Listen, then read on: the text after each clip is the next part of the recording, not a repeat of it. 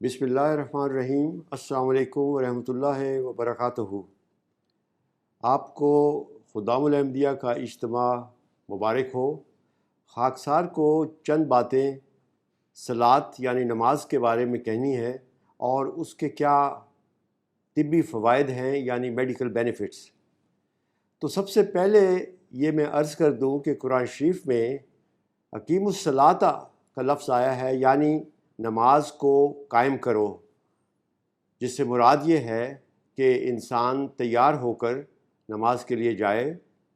Number 2, मस्जिद में नमाज पढ़े। तीसरी बात कि बाजमात नमाज हो। और चौथी बात ये कि नमाज को उसके सारे लवाज़मात के साथ पूरी करें। अब जब हम नमाज की तैयारी करते हैं तो सबसे पहले एक इरादा बांधते हैं कि हमने नमाज पढ़नी है, और ये साइंसी तहकीक ने साबित किया है कि जब भी इंसान किसी नेक काम के लिए इरादा करे तो उसके दिमाग में चंद न्यूरो हार्मोन्स पैदा होते हैं जो इंसान को एक हैप्पीनेस या खुशी की लहर इंसान के ज़हन में दौड़ जाती है और उसका असर सारे जिस्म पर होता है। फिर वो वज़ू करता है, और वज़ू जिस तरह आप सबों को मालूम है कि हम हर अमल 3 मरतबा करते हैं और उसमें भी एक ख़ास हिकमत है। और जब पानी से वज़ू किया जाता है, यानी कुल्ली की, नाक में पानी साफ़ की, नाक से पानी साफ़ किया, नाक साफ़ किया, चेहरे पर, पाँवों पर और बाजुओं पर और हाथों को, तो उससे एक ख़ास किस्म की तराहवट और तिब्बी फ़ायदा ये होता है कि जिस्म की एक ज़ाहिरी सफाई भी हो जाती है, मुंह की भी सफाई, नाक की भी सफाई, और इंसान खुदा ताला के हुज़ूर एक साफ़ सुथरा होकर, यानी ज़ाहिरी तौर पर साफ़ सुथरा होकर पहुंचता है, और वो भी इंसान को मेडिकली साफ़ रखता है और बीमारियों से दूर रखता है। फिर जब हम मस्जिद में पहुंचते हैं तो अपने आबाब के साथ खड़े हो जाते हैं एक कतार में नमाज के लिए, और ये मुख्तलिफ़ जो हरकत हैं नमाज की, इनका भी बेइंतहा मेडिकल बेनिफिट है। मसलन जब इंसान खड़ा होता है तो उसमें उसके टांग के मसल्स में ताकत पैदा होती है, उसका बैलेंसिंग सिस्टम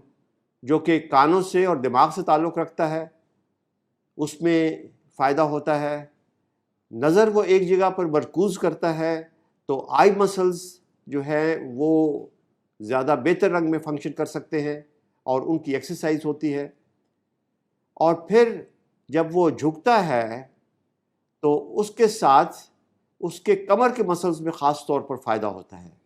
और आम तौर पर मुख्तलिफ़ ममालिक में मुख्तलिफ़ लोगों में ये देखा गया है कि कमर की दर्दें बहुत कॉमन हैं, लेकिन अगर नमाज में जब हम रुकू में जाते हैं तो कमर के मसल्स ख़ास तौर पर उनको तवानाई मिलती है। और अगर ये बार बार किया जाए, जिस तरह रोज़ाना 5 वक्त की नमाज़ों में और तहज्जुद में ये किया जा सकता है, तो कमर के मसल्स में ख़ास तौर पर फ़ायदा बहुत पहुंचता है और कमर की तकलीफ़ें, कमर की दर्द की तकलीफ़ें और घुटनों की दर्द की तकलीफ़ें कम से कम हो जाती हैं। फिर इसके बाद जब इंसान सजदे में जाता है तो ये भी वाहिद वो चीज़ है, वो हरकत है जिसमें खून का दौरान दिमाग की तरफ जाता है। और नॉर्मली जब हम खड़े होते हैं तो दिमाग को खून तो पहुंचता है, लेकिन उतना खून नहीं पहुंचता जिस तरह इंसान सजदे में हो। और सजदे की हालत में जब खून दिमाग को पहुंचता है तो जितने भी हमारे ग्रे मैटर के ब्रेन सेल्स हैं उनको खून और ऑक्सीजन और दूसरी न्यूट्रिएंट्स यानी ग़िज़ाइयत ऐसे रंग में पहुंचती है कि इंसान की जो ज़हनी कैफियत है, ज़हनी ताकतें हैं, वो न सिर्फ बहाल होती हैं बल्कि बेहतर होती चली जाती हैं। और ये भी साइंसी तहकीक ने साबित किया है कि अगर इंसान सजदे की हालत में ज़्यादा देर तक रहे तो उतना ही खून दिमाग में ज़्यादा जाएगा और ग़िज़ाइयत और ऑक्सीजन ज़्यादा पहुँचेगी, और इंसान के ब्रेन सेल्स, हाफ़ज़ा, याददाश्त, मेमोरी, इंटेलेक्ट, ये सारी चीज़ें बढ़ती चली जाएंगी। और یہ اس لیے ضروری ہے کہ ہم نماز میں سجدے کی حالت میں صرف اس طرح سجدہ نہ کریں جس طرح مرغی ٹھونگے لگاتی ہے، بلکہ سجدے میں جائیں، کچھ دیر انتظار کریں اور پھر دعائیں کریں، اور دعاؤں کے ساتھ وقت چونکہ زیادہ استعمال ہوگا تو دماغ کو زیادہ طاقت اور زیادہ اس کی برین سیلز کی جو کیپیسٹی ہے اور اس میں جو انٹیلیجنس وغیرہ ہے انسان کی، وہ بڑھتی چلی جائے گی۔ پھر آخری عمل جو ہوتا ہے اس میں ہم بیٹھتے ہیں اور بیٹھ کر اس کے ساتھ اتحیات پڑھتے ہیں اور ایک پاؤں اوپر اٹھا کر رکھتے ہیں۔ اس کے ساتھ جو سرکولیشن ہے، جو سیکنڈ پمپ ہے جو کہ کاف مسلز کا ہوتا ہے، ٹانگ کے مسلز کا ہوتا ہے، اس سے خون واپس دل کی طرف پہنچتا ہے، اور اس طریق سے بیٹھنے سے اور ایک پاؤں اٹھا کر یہ خون کا دوران دل کی طرف اور پھیپھڑوں میں زیادہ بہتر رنگ میں پہنچ سکتا ہے اور پہنچتا ہے۔ نہ صرف یہ بلکہ عام طور پر خصوصاً خواتین میں یا وہ لوگ جو زیادہ موٹے ہیں اور وزن زیادہ ہے، ان میں یہ سرکولیشن جو ٹانگ کے مسلز کی ہوتی ہے وہ بہت کم ہوتی ہے، اور اس کو اس طریق سے بیٹھنے میں تتحیات میں بہت فائدہ پہنچتا ہے، اور جو خون نیچے جم جاتا ہے، جو مغربی ممالک میں آج کل یہ بیماری کافی کامن ہے جس کو ہم ڈیپ وینس تھرومبوسس کہتے ہیں، وہ کم سے کم ہو جاتی ہے۔ اس لیے اتحیات میں بیٹھنے سے اس طریق سے یہ بھی ایک بہت بڑا فائدہ ہوتا ہے۔ یعنی نماز کے جتنے حرکات ہیں اور مختلف مذاہب اگر ہم دیکھ لیں تو ہر ایک میں ایک یا دو قسم کی حرکات موجود ہیں، لیکن ان ساروں کا اجتماع اسلامی نماز میں ہے جو ہمیں آفر کرنی چاہیے، اور اس کے نہ صرف روحانی پہلوؤں پر غور کرنا چاہیے اور اس سے فائدہ اٹھانا چاہیے، بلکہ طبی فوائد بھی جس کا خاکسار نے بڑے اختصار سے ذکر کیا وہ بھی ہوتا ہے۔ اور یہ وہ واحد اسلامی نماز ہے جس میں مختلف حرکات سے انسان کو مختلف طبی فوائد بھی ہوتے ہیں۔ تو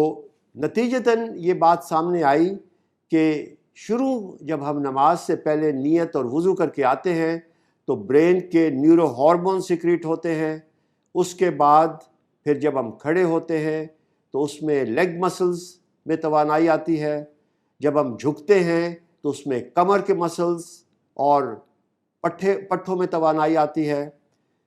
پھر جب ہم سجدے کی حالت میں ہوتے ہیں تو برین سیلز میں توانائی اور بہتری آتی ہے، اور جب اتحیات پر بیٹھتے ہیں تو ٹانگ کے مسلز اور اس کے ساتھ جو خون کی گردش ہے فرام سیکنڈ ہارٹ پمپ جو ٹانگ کے مسلز کی وجہ سے ہوتا ہے، اس میں بھی بہتری آتی ہے۔ یعنی نماز کے بے انتہا جہاں روحانی فوائد ہیں، وہاں اللہ تعالیٰ کے فضل و کرم سے جسمانی فوائد بھی ہیں، اور مسلز، بونز، ہارٹ، پھیپھڑے، آنکھیں اور جسم کا ہر حصہ دماغ سمیت اس سے فائدہ حاصل کرتا ہے۔ تو کیوں نہ ہم نمازوں میں